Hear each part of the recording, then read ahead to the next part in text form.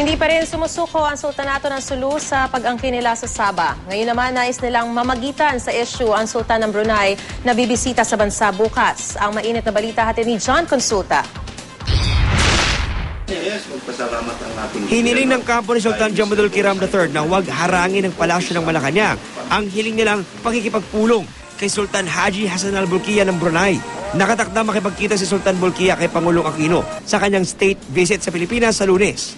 Ayon kay Engineer Abraham Idjarani, tagapagsalita ng Sultan nitong Sulu, nagpadala na sila ng sulot sa Embahada ng Brunei nitong Huwebes para makapag-usap ng personal sina Sultan Jamadul Kiram at Sultan Bolkiah.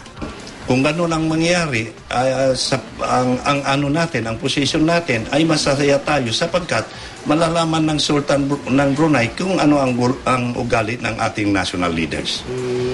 Kung sakaling harangin. Kung sakaling harangin. Ayon kay Idjarani, nakapaloob din sa kanilang 3 pahinang imbitasyon kay Bolkiah ang hiling nilang mailatag bilang isa sa agenda ang usapin ng krisis sa Sabah. Mahalaga raw na personal na may paliwanag kay Sultan Bolkiah ang mga detalye ng pagpunta ng Royal Security Forces ng Sultanato ng Sulu sa Sabah at maiparating din ang kahilingang mamagitan nito sa umiiral na sigalot doon. Taong 1658 nang ibinigay ng Sultan ng Brunei ang Sabah sa Sultan ng Sulu. Sinasabing ito raw ay regalo ng Sultan ng Brunei kapalit ng pagtulong ng Sultanato ng Sulu nang maganap ang isang rebelyon doon.